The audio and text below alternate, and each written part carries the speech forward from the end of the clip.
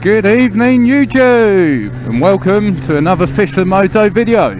Today I'm out on my zx-6r 2001 Ninja, and yeah, just going for a little evening blast over to Bradwell, to, as the local bikers call it, the secret location.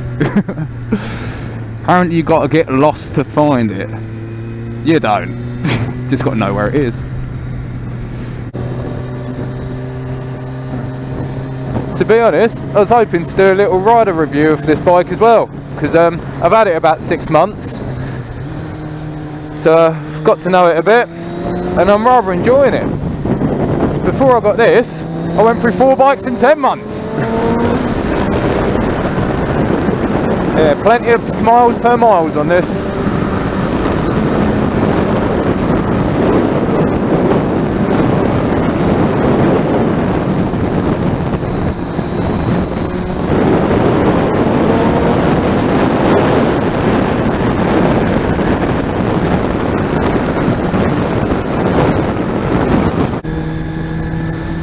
So, like I said, this is the 2001 zx-6r J2, so 600 Ninja. It's carburetted, one of the last years of carbs, I think. At 12,500 RPM, it's putting out on average, I think it's put out 111 brake horsepower, some a little bit more, some a little bit less. Depends how they've been ridden and looked after over the years, I suppose.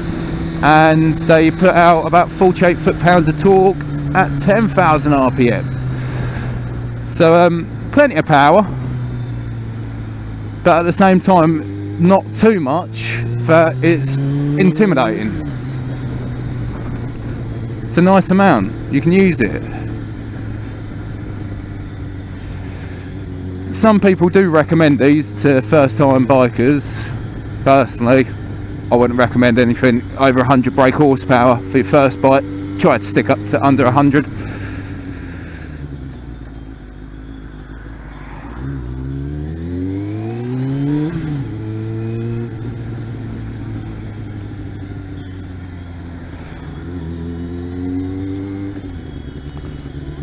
Oh, 20 mile an hour. This bike don't like that.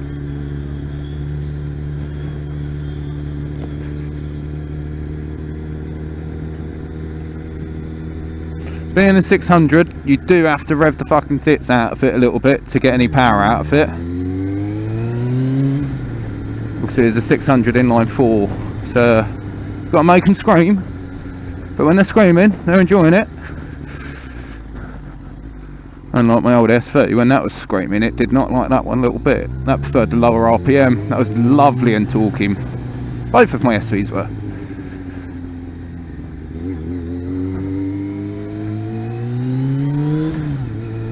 It did take me a little while of having this before I got used to having it in inline 4 again. I got quite lazy, as I found out.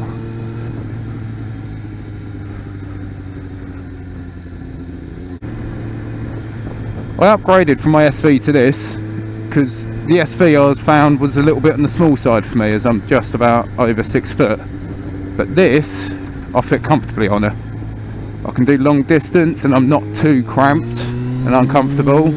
I'm not expecting to be comfortable on this, it's a sports bike. It was built to go fast around the track, and then they stuck a road legal kit on it. So.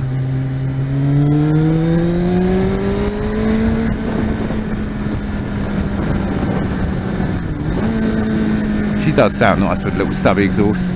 Previous owner fitted a Scorpion stubby exhaust system to it.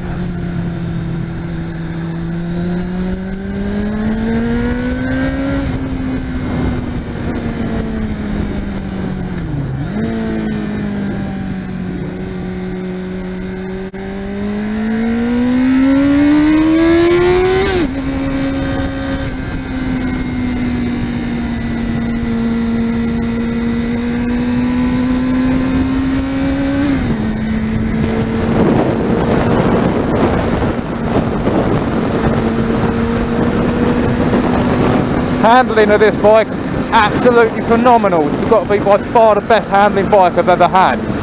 And I made up my mind on this bike's handling after the first time I took it out in the rain. Because in the dry, you point, you go. In the wet, you point, you go. Not many bikes I've had have been like that, gotta admit. Back into a 30. But where I live out here, in the middle of nowhere, in the Essex countryside, where I've got to ride for 20-30 minutes before I even hit a dual carriageway, there's no point in having a litre bike. It's just too much. To yourself, one of these little 600s is enough. Right, the 1000 cc's, by the time you realise you're using them, you've lost your licence. To be fair, with this, by the time you start using it, you've lost your licence. This will lose you your licence in third gear quite easily. But at least with this, where it's an inline 4 600, you get a bit of revs. You get to use the bike a bit more.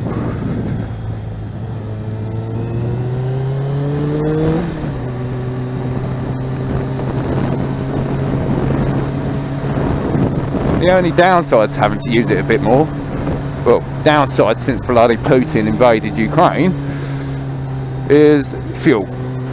It's not good on fuel. Definitely not good on fuel.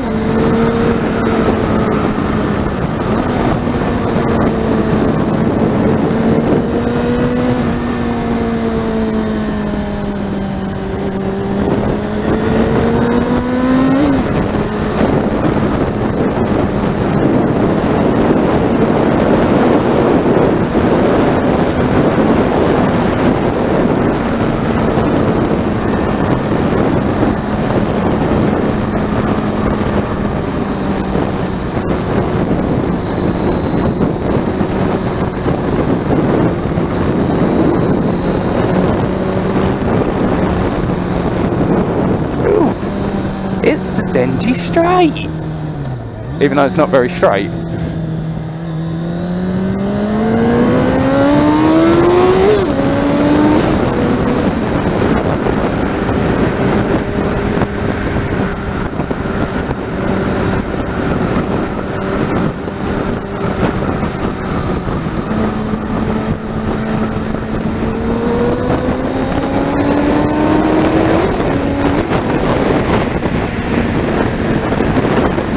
Overtakes with ease.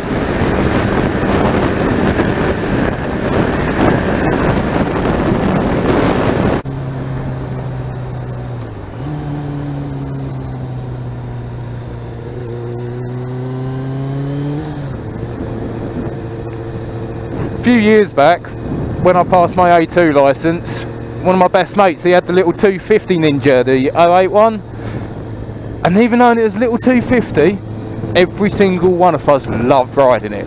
We always thought it was a little Asbo bike. You could rag the living nuts out of the thing, and you wasn't doing anything mad, but at the same time you was having loads of fun. And also you kept sticking stupid exhaust cans on it and just bouncing that thing off the rev limiter sounded awesome.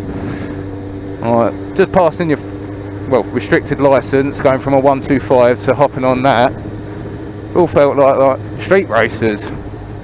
We always used to say it was the Asbo bike, because when you got home you should have been given an Asbo order and had your licence taken and the bike taken from you. It just brought that sort of rider out in us. And to be honest, the zx-6r is just a bigger version.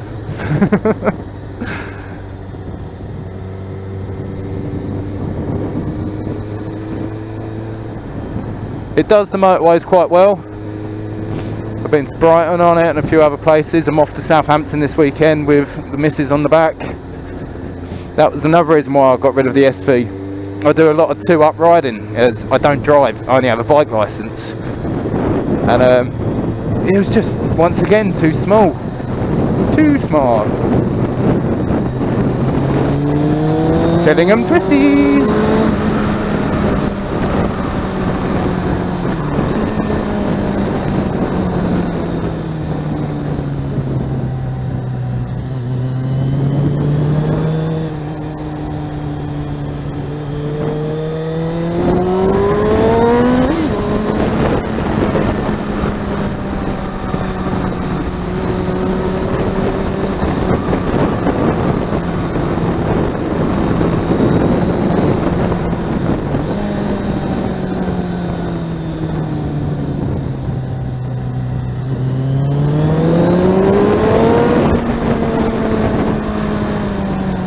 get up and go is a little bit sluggish if you don't downshift to low enough gear and keep your revs up high enough.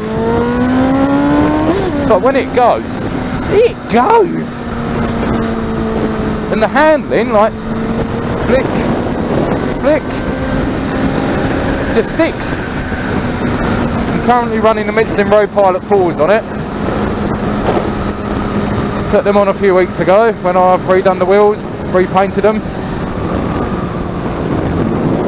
It's a typical problem with these of this age is the wheel paint likes to flake off, which I've seen quite a few where the paint's flaking off. So joys working at an engineering place. Took them into work, sandblasted them, took them home. While we had the heat wave, spray painted them in the garden. Got a pretty good finish on them, to be honest. Was quite happy with it.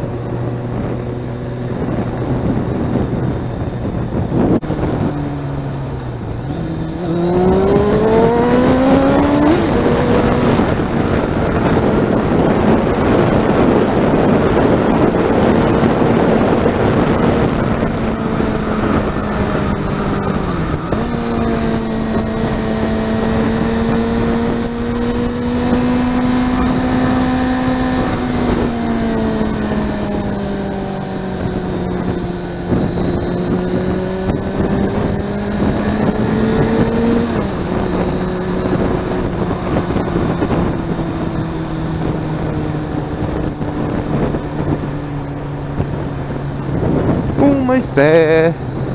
Like I said, it's only a short little ride.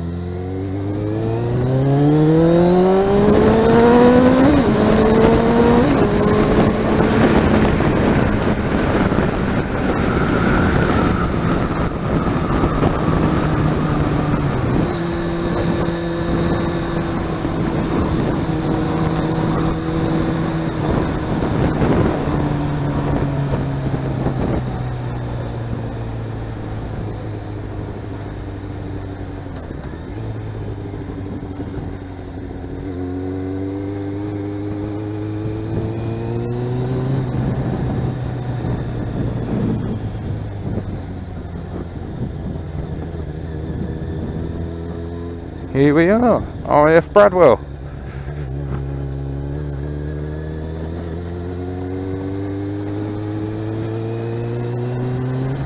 Pretty common area for locals to come and take their kids to learn to drive and stuff. Nice little quiet, what's left of the old World War II runway.